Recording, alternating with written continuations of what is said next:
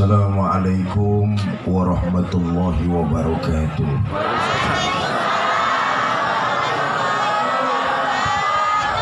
Bismillah walhamdulillah, salatu wassalamu ala rasulillah, amma ba'du. Yang mulia para ulama, para kiai, para asatiz dan asatizah, yang saya hormati para tokoh masyarakat, panitia peringatan Maulid serta DKM Mushola Nurul Ikhwan, ibu bapak, saudara-saudara kaum muslimin yang saya cintai. Manusia adalah makhluk yang bersosialisasi. Karena itu dia nggak bakalan bisa memenuhi kebutuhannya seorang diri. Sebab itu Quran memberikan tuntunan lita'arafu. Apa lita'arafu? Bergaul. Betapa dan siapapun kita nggak bisa memenuhi kebutuhan hidup sendirian. Perlu orang lain. Jangankan kerjaan yang susah, yang mudah aja kita perlu bantuan orang lain. Apa contohnya? Nyengir. Bener apa enggak? Nyengir paling gampang, perlu bantuan orang lain. Hati-hati kalau udah bisa nyengir sendirian. Bener apa enggak? Karena kita dituntun oleh agama lita'arafu, bergaul. Yang perlu kita ingat, dalam pergaulan itu ada dampak negatif, ada dampak positif, ada dampak buruk, ada dampak baik. Dampak baik kita ambil, dampak buruk kita hindari. Jelas? Apa saja dampak buruk yang mesti kita hindari? Ini aja nih yang pengen saya omongin di Tegal Rotan nih. Mudah-mudahan pidato saya selesai dalam waktu 5 menit. Hah? Emang pidato di sini sampai jam berapa? 2. Jam 2. Lo ikut patungan goceng aja nawar. Pertama, pergaulan yang perlu kita hindari, berteman sama orang yang punya sifat iri. Orang yang iri hatinya berek, kagak boleh ngelihat orang lain seneng. Nih kalau ada dalam pergaulan temen nih kayak begini, kenal aja, berkawan akrab jangan. Kenapa? Sifatnya ngiri, nggak boleh lihat orang lain dapat nikmat. Nabi sudah mengatakan, kalau saudaramu sesama muslim mendapat nikmat, dia senang, kau ikut senang. Tapi kalau saudaramu sesama muslim tertimpa bencana, kena musibah, dia susah, kamu ikut merasakan kesulitannya. Ini kan kita balik. Senang ngelihat orang susah, susah ngelihat orang senang. Kalau ada tetangga dapat nikmat, kekejek. Ngerti kekejek? Gedubukan. Tetangganya beli motor, demam. Ada Tegal Rotan yang kayak begitu ada? Yang mana orangnya? Tetangganya beli mobil opnam. Di rumah sakit dengar tetangganya bangun rumah, mampus kalian tuh. Padahal Nabi ngajarin kita, kalau tetangga kita, keluarga kita, saudara kita sesama muslim dapat nikmat, dia senang, kita ikut senang. Alhamdulillah tetangga saya beli motor baru, kapan-kapan kan saya bisa minjem. Betul nggak? Tetangganya beli mobil baru, alhamdulillah tetangga saya beli mobil baru, kapan-kapan kan saya bisa minjem. Tetangganya punya bini baru. Nah yang ini jangan, nggak boleh.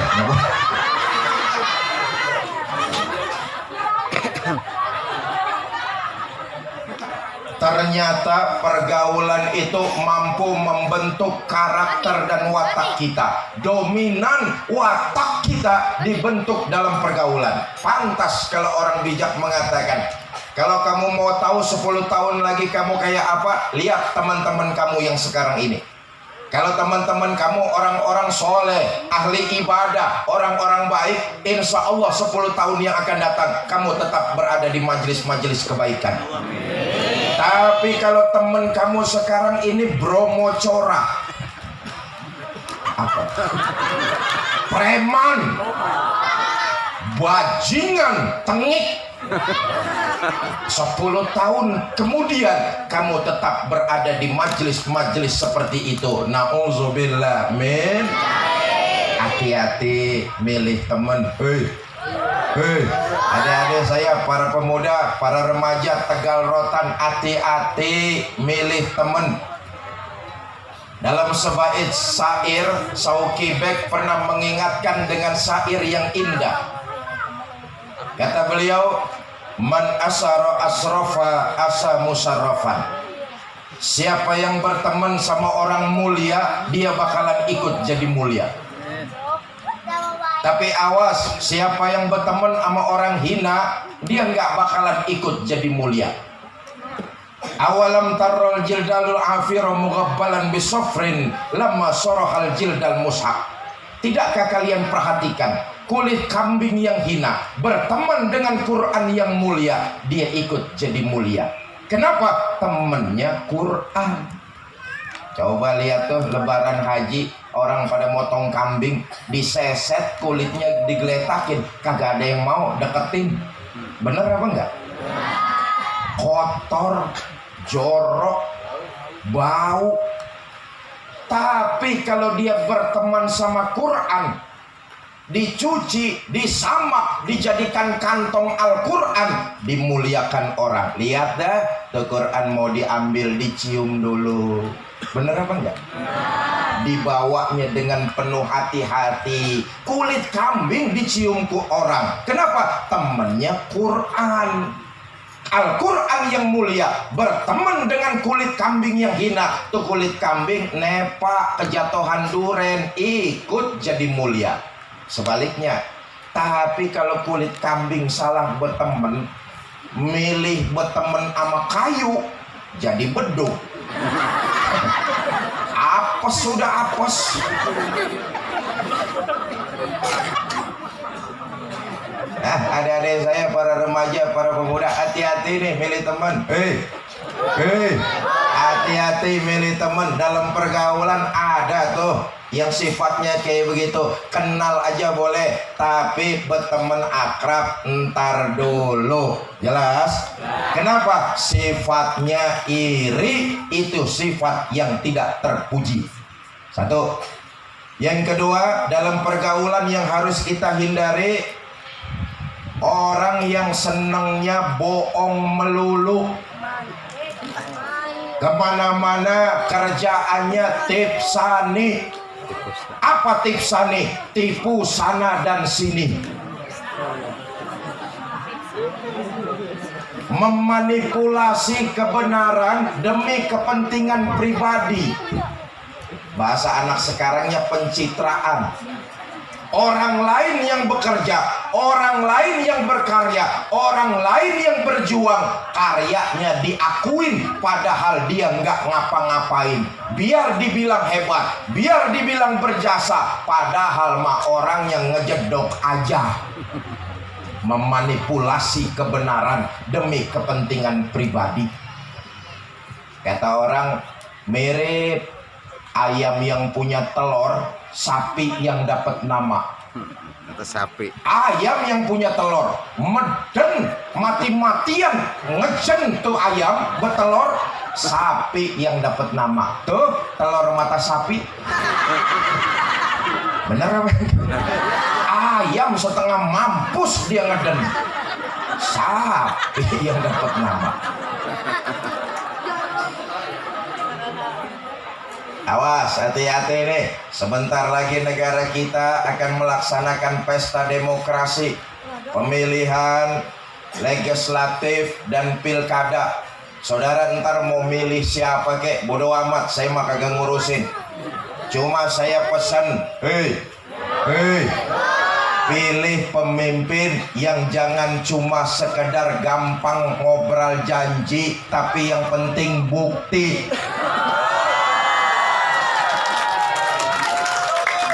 Kalau cuman ngobrol-ngobrol janji, nggak pernah ngasih bukti, itu namanya tukang. Lu yang ngomong lu ya.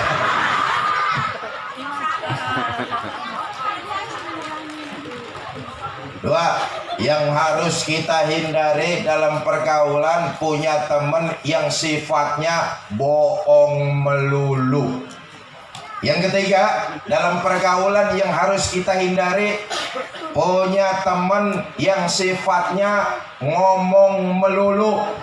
Hei, apaan aja dikomentarin, senengnya komen, ngomong. Bahasa anak Kebayoran, lemes. Ada di sini yang lemes. Romanya kalau sehari kagak ngomong 3 menit puyeng palanya.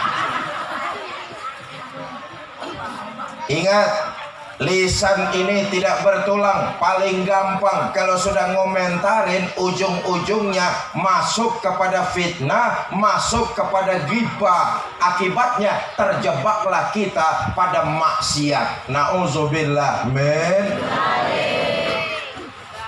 Saya ingatkan, jangan sampai kita terjebak mengomentari orang lain. Saudara, prinsipnya apa saja yang kita kerjakan, apa saja yang kita lakukan, pasti ada mulut usil orang lain yang ngomentarin kita. Enggak apa-apa, biarin aja. Ketahuilah, itu sedang terjadi transfer pahala. Dosa kita dilimpahkan kepada dia, ibadah dan pahala dia dilemparkan kepada kita. Enak apa enggak? Dulu bapak saya ngomong begini sama saya, Fikri, kalau ada 10 orang, bapak saya udah pada tahu orang sini, bapak saya ilokan. Bapak saya ngomong begini, Fikri, kalau ada 10 orang, 1 orang ngomongin lu mulu, jangan lu bikin puyeng. Saya bilang, emang apa, Pak? Masih ada yang 9 demen sama lu. Jadi tuh yang atuk mau ngomong apa, antebin aja, diemin aja. Ntar juga capek bacotnya. Bener enggak? Pertanyaannya terus saya balik, Bah, kalau ada 10 orang, 9 orang ngomongin saya melulu, bagaimana? Kata bapak saya, jangan juga lu kebangetan puyeng. Masih ada 1 yang seneng sama lu, itu aja lu rawatin. Artinya apa? Setiap perbuatan kita pasti nggak bakalan utuh. Ada aja mulut orang lain yang usil ngomentarin kita. Bener apa enggak? Selama kita berjalan di atas nilai kebenaran, nggak usah kebangetan puyeng denger omongan orang. Nih, panitia malam ini nih bikin maulid. Apa dipikir orang Tegal Rotan demen semua? Komentarnya cakep-cakep, belum tentu. Betul apa enggak? Ada yang dukung, komentarnya terang-terangan, bagus, maulid, saya dukung, saya setuju. Cakep komentar kayak begitu. Ada yang kagak komentar, diem aja, cuma ating gerundel. Ngomong dalam hati, mudah-mudahan ntar malam acaranya hujan gede. Ada tuh. Karena itu yang terpenting, pertama kita jangan terjebak ngomentarin orang lain. Biarin aja kalau orang ngomentarin kita, transfer pahala. Bu. Yang kedua, sepanjang kita berjalan di atas nilai kebenaran, nggak usah kebangetan puyeng denger komentar orang lain. Selama kita berjalan di atas kebenaran, maju terus. Jangan terlalu pusing dengerin omongan orang. Dan jangan pernah takut salah berbuat dalam kebenaran. Nah, ini adik-adik saya nih, para pemuda. Jangan pernah takut salah berbuat dalam kebenaran. Salah dalam kebenaran masih lebih baik daripada saudara tidak pernah berbuat, tidak pernah salah karena tidak pernah berbuat. Saya dong. Tong, diam dulu sebentar ya. Ya. Ribet kalau pidato di depan ada saingan, ribet. Lemes. Nih saya ulangi. Sekali berjalan di atas nilai kebenaran, terus maju. Berbuat salah dalam kebenaran masih lebih baik daripada saudara tidak pernah salah karena tidak pernah berbuat dalam kebenaran. Saudara baca Quran, salah masih lebih baik daripada saudara tidak pernah salah karena tidak pernah baca Al-Quran. Gua dong baca Quran gak pernah salah. Bacanya kapan? Kagak pernah. Mata lu soek. 2. Yang penting kita jangan pernah ragu dan jangan pernah takut selama kita berjalan di atas nilai kebenaran. Omongan orang pasti bakalan ada. Luqmanul Hakim pernah mencontohkan itu kepada kita. Satu hari Luqmanul Hakim bilang sama anaknya, "Nah, apa saja yang kita kerjain orang pasti bakalan ngomongin." Anaknya bilang, "Agak mungkin, Mbak. Kalau kamu nggak percaya, ayo sekarang kita buktiin." Diambil keledai.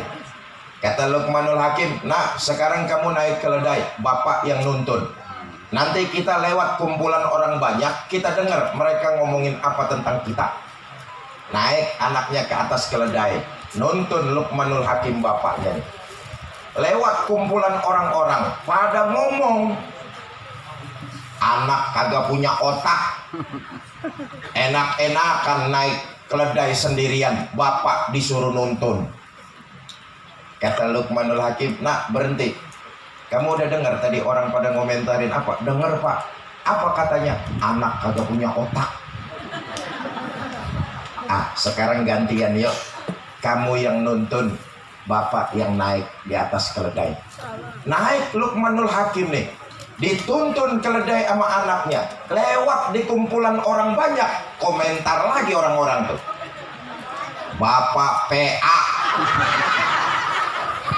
Enak-enakan naik keledai, anak disuruh nuntun." "Nah, berhenti. Bapak Luqmanul Hakim turun. Kamu dengar orang ngomentarin apa barusan?" "Dengar, Pak." "Apa katanya?" "Bapak PA." Nah, sekarang nih keledai kita tuntun berdua yuk. Dituntun tuh keledai bapak sama anak. Lewat kumpulan orang banyak, ngomong lagi orang-orang. Bapak sama anak otak didengkul. Punya kendaraan dituntun-tuntun, bukan dinaikin. Dengarkan nak, orang pada ngomongin kita terus. "Iya Pak, ya orang pada ngomentarin begitu ya. Sekarang bagaimana Pak? Kita naikin berdua." Nonggang berdua dan nih anak sama bapak. Lewat kumpulan orang ngomong lagi. Bapak sama anak biang gebleng. Keledai segitu kecilnya ditunggangin berdua, nggak berperi kebinatangan. Saudara, lihatlah, apapun yang kita lakukan pasti nggak akan pernah lolos dari mulut usil orang lain. Yang terpenting kita jangan ikut mengomentari orang lain. Ketahuilah sedang terjadi transfer pahala.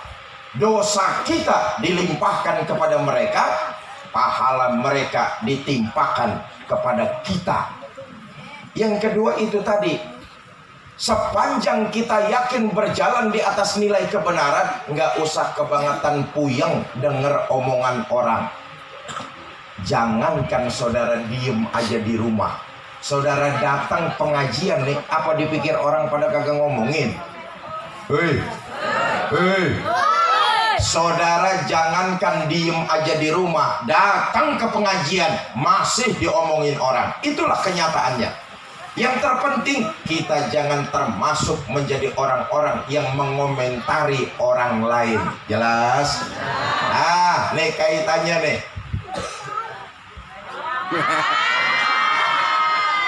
Iya, gue cuma ngeliat jam doang lah.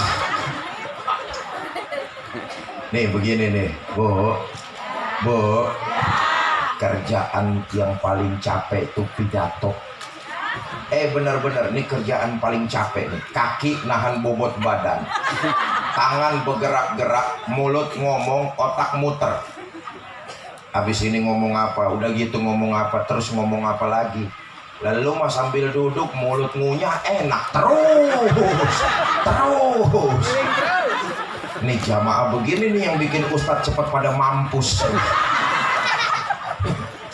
Nah, nih kaitannya saya pengen masuk. Daripada kita ngomentarin orang lain, membuang waktu kita percuma, nggak ada manfaatnya apa-apa buat kita. Pertama, saya ingin mengajak mulai malam ini dan seterusnya, basahkan lisan kita dengan istighfar.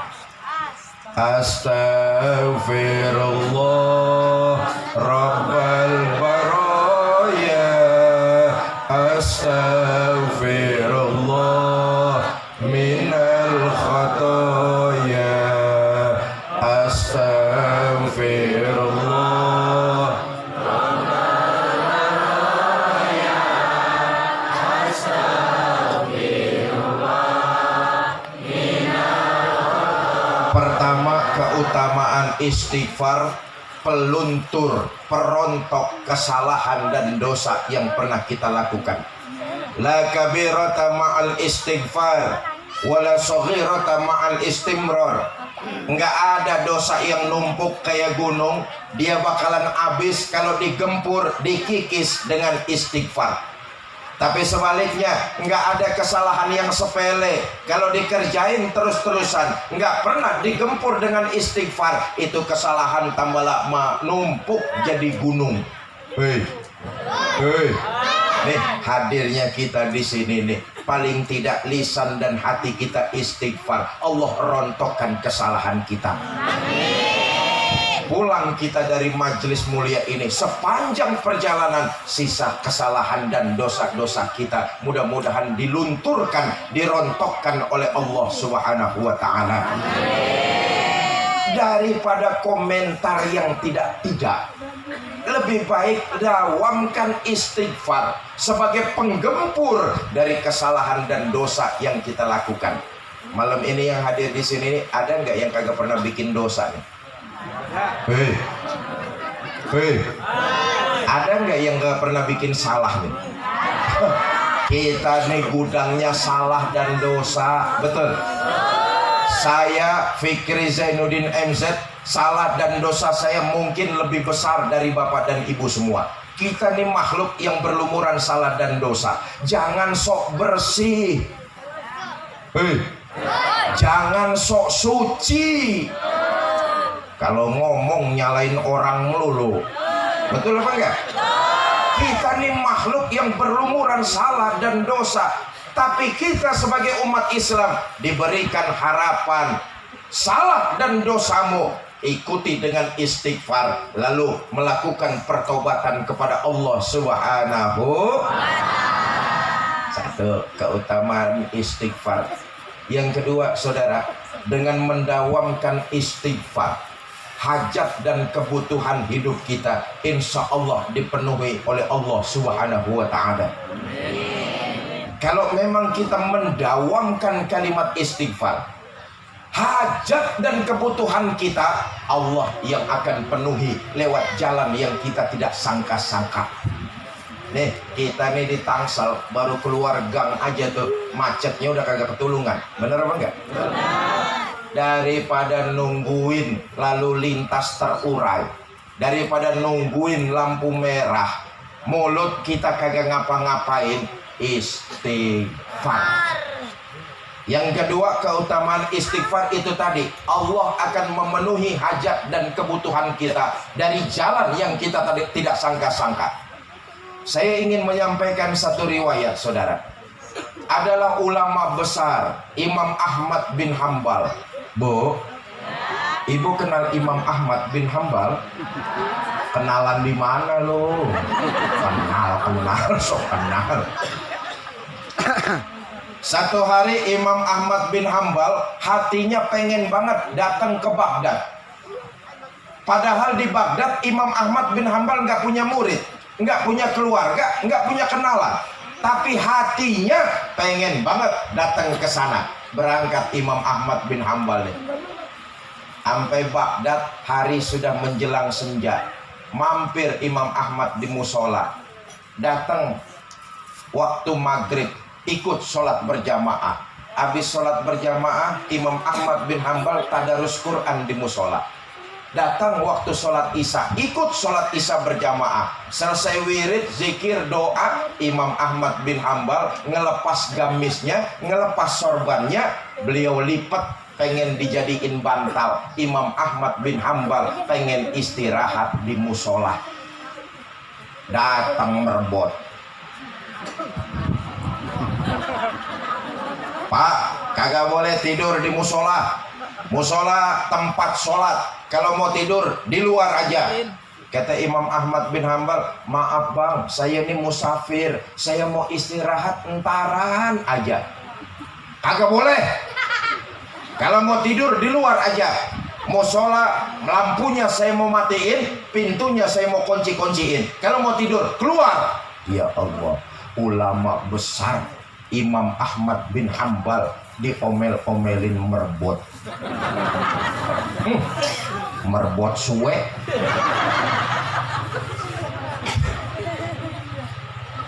Keluar Imam Ahmad bin Hambal dari musola tuh.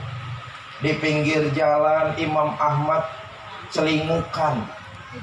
Celingukan, ngerti orang sini celingukan? Pelanga, pelongo, pelagang, pelageng. Bingung Imam Ahmad. Dia sadar di Baghdad nggak punya keluarga, nggak punya murid, nggak punya kenalan, tapi hatinya pengen datang ke situ. Begitu keluar dari musola, bingung. Di pojok musola ada pedagang martabak ngeliatin. Dari tadi Imam Ahmad bin Hambal celingukan aja, dipanggil sama tukang martabak. Bang, sini. Disamperin sama Imam Ahmad bin Hambal. Saya lihat abang bukan orang sini ya? Oh. Emang mau ngapain datang ke sini? Gue juga bingung. Hati pengen banget dari kampung datang ke sini nih. Cuma sampai sini saya nggak tahu mesti ngapain. Loh, abang mau nginep di mana malam ini? Saya nggak punya tujuan. Simpati lah pedagang martabak nih. Kata pedagang martabak, bang, ntar malam abang tidur aja di rumah saya dah, daripada di sini nggak punya tujuan. Ntar ngapa-ngapa lagi, mendingan nginep di rumah saya aja. Cuma sekarang temenin saya dulu dagang martabak. Ulama besar loh, Imam Ahmad bin Hambal. Coba bayangin, udah diomel-omelin merbot, nemenin dagang martabak. Suwe.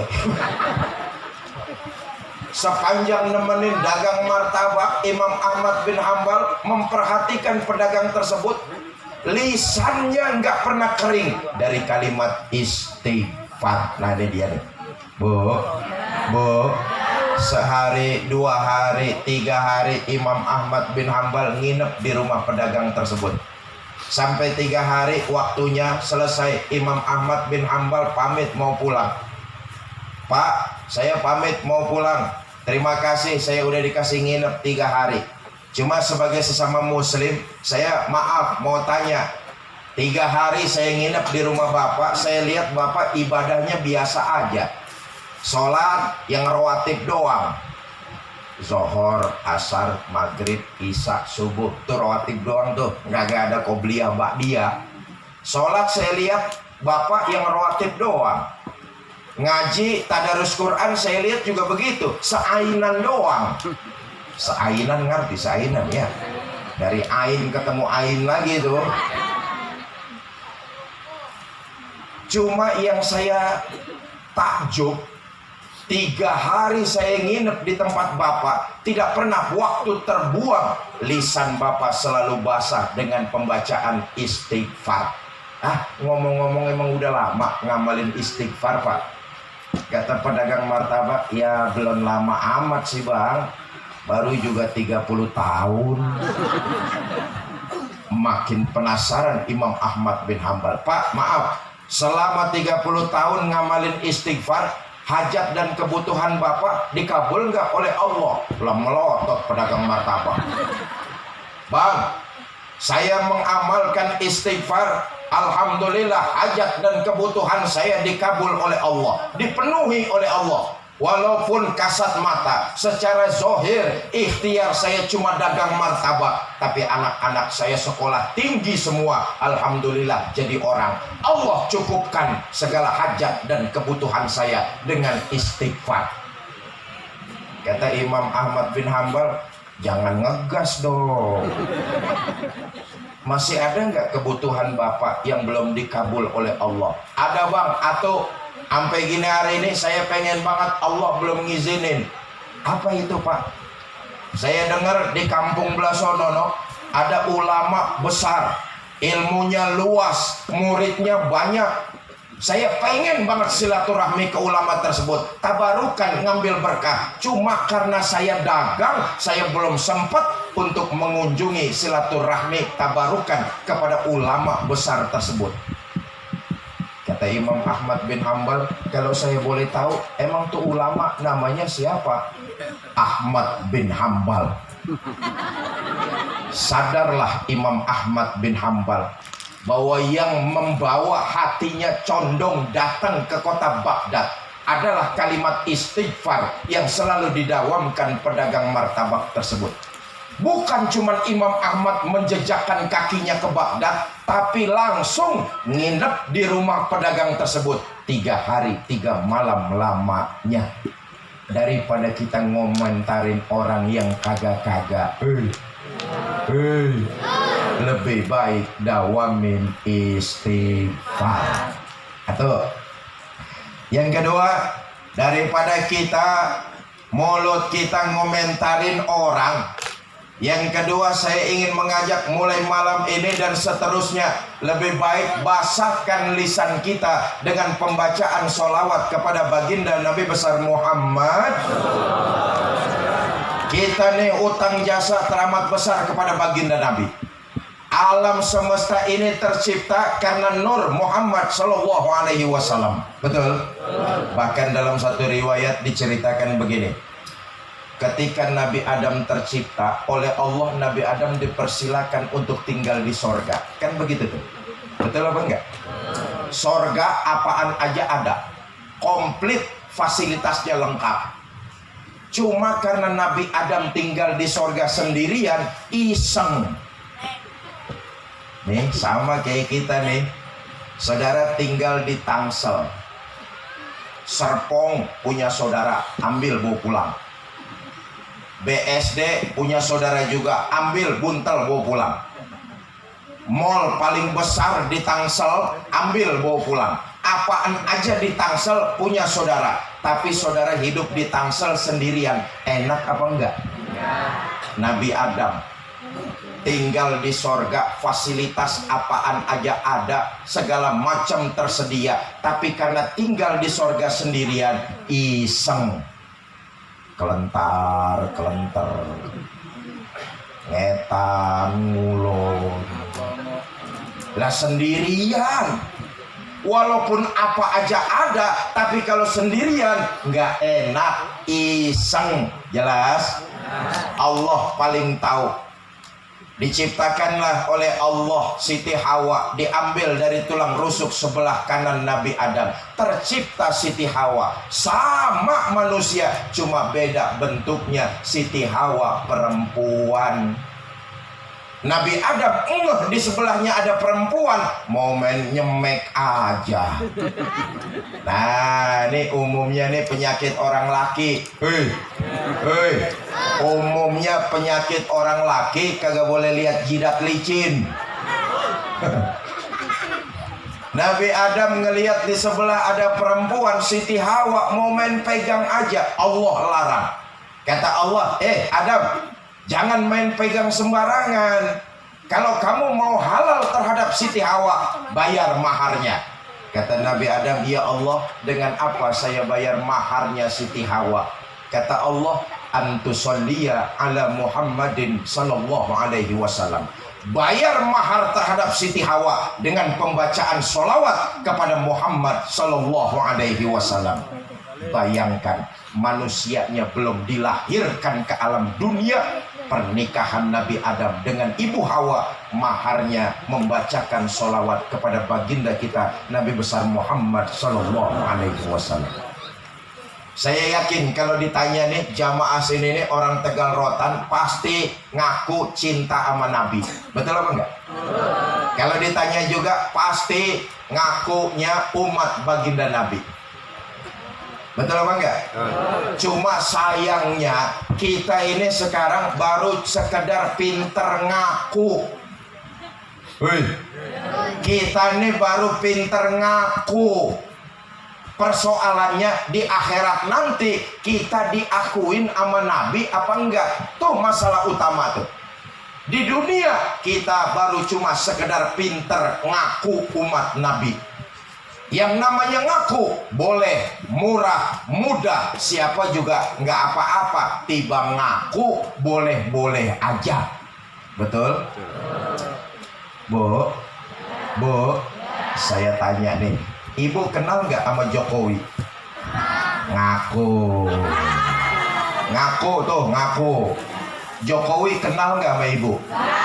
Kasian. Apa bedanya sama kita? Apa bedanya sama kita? Di dunia kita ngaku umat baginda Nabi. Di dunia kita ngaku cinta kepada baginda Nabi. Baru sekedar pinter ngaku. Persoalan besar di akhirat nanti kita diakui apa enggak sebagai umat beliau. Tuh yang jadi persoalan kita semua. Kalau kita mau diaku sebagai umat baginda Nabi nanti di akhirat, saya ingatkan satu saja.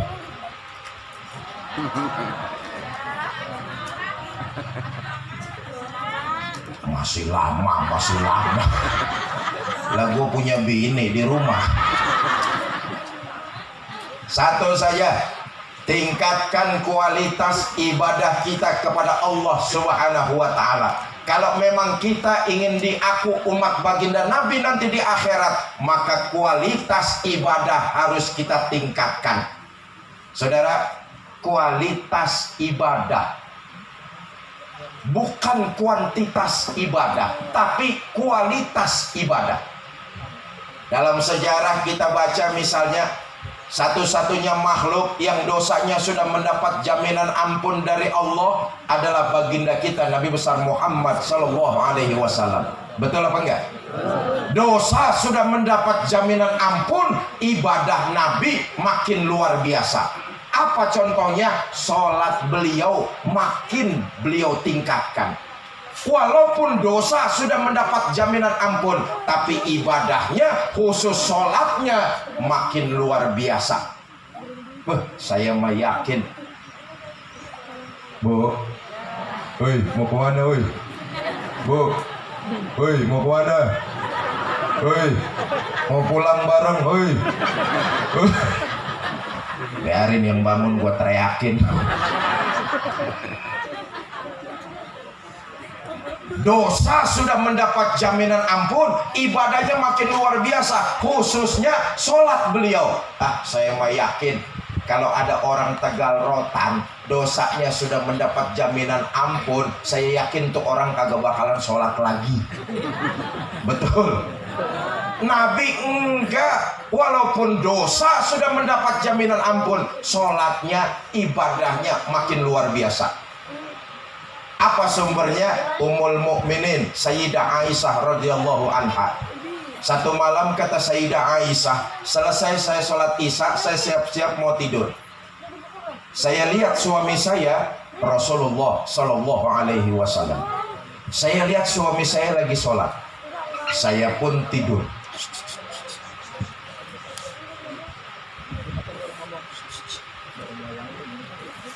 Tengah malam saya terbangun, saya lihat suami saya masih sholat juga. Saya pun tidur lagi. Sepertiga malam yang akhir saya terbangun, saya lihat suami saya masih sholat juga. Tuh, dosa sudah mendapat jaminan ampun. Istrinya mendusin sepertiga malam yang akhir, dilihat suaminya masih sholat juga. Istrinya mendusin pertengahan malam, dilihat suaminya masih sholat juga. Bu, istri Nabi mah kalau tidur bentar-bentar mendusin. Istri Nabi kalau tidur bentar-bentar mendusin. Istri Nabi, istri orang Tegal Rotan kalau tidur ngegebluk. Kata Aisyah, sepertiga malam yang akhir saya terbangun, saya lihat suami saya masih sholat juga. Saya tungguin, selesai suami saya sholat, saya samperin, saya tanya, "Bang, ada apa yang?" Oh, nah ini mumpung maulid nih. Nabi itu ternyata, bacalah sejarah beliau. Nabi itu ternyata suami paling romantis sama istrinya. Sejarah itu kita baca, beliau kalau manggil istrinya kalimatnya mesra. Ya Humaira, hai yang kemerah-merahan. Bahasa anak sekarangnya, ada apa beb? Nah, ini ngajarin kita nih, Pak. Nabi itu sebagai suami romantis sama istrinya. Ini ngajarin kita kalau manggil istri panggilannya romantis. Panggilan emang kelihatannya sepele, tapi ternyata dapat membentuk keharmonisan dalam berumah tangga. Maaf, kita nih orang laki kan kadang-kadang enggak. Mentang-mentang berumah tangga belasan tahun, manggil bini kebangetan jujur tapi nyakitin. Udah tahu istrinya hitam, kalau manggil buluk sini loh. Jujur nyakitin.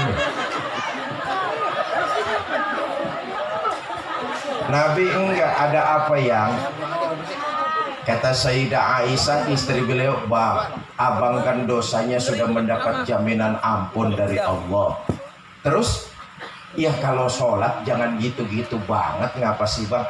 Kita lihat, nampaknya Sayyidah Aisyah setengah protes. Wajar dia setengah protes sama suaminya, sayang sama suaminya, takut suaminya ngapa-ngapa. Itulah tanda cinta seorang istri kepada suaminya. Pak, makanya kalau di mana-mana bini nelpon, angkat. Dia bukan cemburu sama kita, khawatir kita kenapa di mana-mana. Makanya kalau istri nelpon, bapak lagi di mana-mana, angkat biar hatinya tenang. Angkat aja, habis itu lemparin comberan telepon.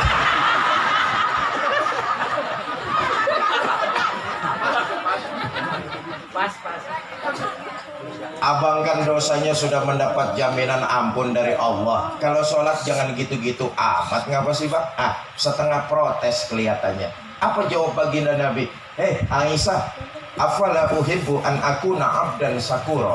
Kamu pikir saya nggak senang? Oleh Allah saya mendapat gelar abdan sakuro, hamba yang pandai bersyukur. Makin diampuni kesalahan saya, makin saya bersyukur kepada Allah. Makin diampuni dosa saya, sujud dan ibadah saya makin saya tingkatkan. Kembali penutup, saudara, kalau kita mau diaku sebagai pengikut baginda Nabi, tingkatkan kualitas sholat kita.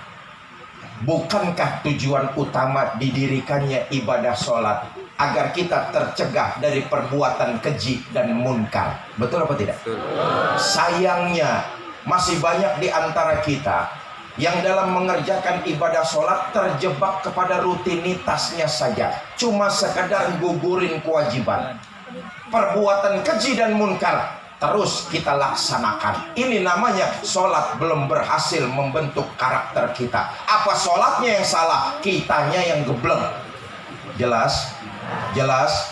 Makanya jangan heran kalau ada orang sholatnya rajin, maksiatnya tekun. Perbuatan keji dan munkar terus dilakukan. Sholatnya rajin, sama tetangga pelotot-pelototan. Oh, di Tegal Rotan mah kagak ada. Sama tetangga akur semua. No, blasono no, ada banyak no yang blasono no. Sholat mah sholat, tapi sama tetangga pelotot-pelototan, sama tetangga ribut melulu. Bukan di sini kampung Blasono. Blasono banyak yang kayak begitu tuh. Entah saya tanya pindahan dari Tegal Rotan katanya.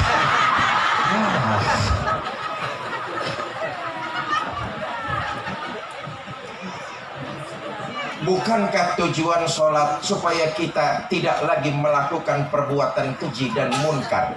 Perlu diketahui, perbuatan keji dan munkar sesungguhnya adalah perbuatan hewan. Itulah yang dimaksud oleh Imam Ghazali. Beliau mengatakan dalam diri kita manusia ini ada yang disebut dengan sifat bahimiyah. Apa sifat bahimiyah? Sifat binatang buas. Tuh, perbuatan keji itu sifat binatang buas. Pantas kalau dalam riwayat diceritakan di akhirat tuh ada orang dibangkitkan. Ya, anaknya ngantuk kali bu, panasan. Nggak apa-apa, silakan.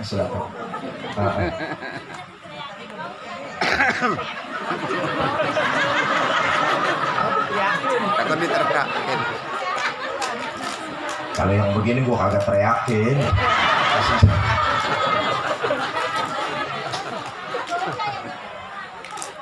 Sampai mana udah gua ngomong barusan itu? Pantas ada satu riwayat yang menyebutkan di akhirat itu ada orang dibangkitkan badannya manusia tapi mukanya muka macan. Kenapa? Hidup di Tegal Rotan perbuatannya perbuatan macan. Na'udzubillah, summa na'udzubillah. Apa perbuatan macan? Mau menang sendiri, egois, nggak mau kalah. Itulah perbuatan macan. Betul apa enggak? Macan kan kagak mau ngalah. Bener apa enggak? Lihat dah di mana juga ada hutan pasti rajanya macan. Tuh hutan walaupun belum pernah bikin pilkada,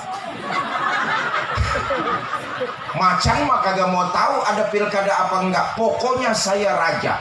Setelah macan naik jadi raja, bukan ngelindungi rakyatnya, malah makanin rakyatnya sendiri. Macan kagak mau ngalah. Macan. Ada lagi dibangkitkan di akhirat badannya manusia tapi mukanya muka monyet. Na'udzubillah, summa na'udzubillah. Kenapa? Di Tegal Rotan perbuatannya monyet. Bu, ibu tahu monyet? Iya, lu taunya jangan melototin gua dong. Apa perbuatan monyet? Tamak, rakus, serakah. Itu perbuatan monyet tuh. Orang banyak nggak yang begitu? Monyet. Monyet. Lah, kapan-kapan main dah ke Ragunan. Mampir depan kandang monyet. Perhatiin tuh. Kasih pisang dimakan. Kasih lagi tangannya megang. Kasih lagi kakinya nyekel. Mulut ngenyo. Ngenyo, tahu ngenyo? Tangan megang, kaki nyekel, temennya dikasih, masih disamber juga. Monyet. Selama perbuatan monyet masih bergentayangan di Tangsel, selama perbuatan monyet masih bergentayangan di Banten, selama perbuatan monyet masih bergentayangan di Indonesia, kemakmuran, kesejahteraan, pemerataan buat rakyat cuma tinggal kenangannya saja. Yang kaya akan bertambah kaya, sementara yang miskin tambah sengsara.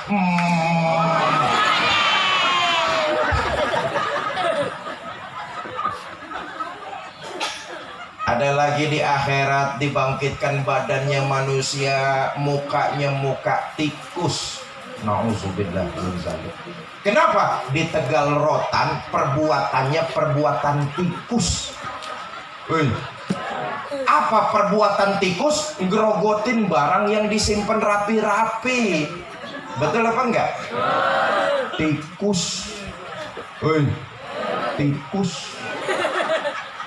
Uang rakyat disimpan baik-baik di bank, digrogotin. Tikus. Beras rakyat disimpan di Bulog baik-baik, digrogotin. Laki naruh duit di selipan baju. Ayo. Dah ini aja dah. Wallahul muwaffiq ila aqwamit thoriq. Assalamualaikum warahmatullahi wabarakatuh.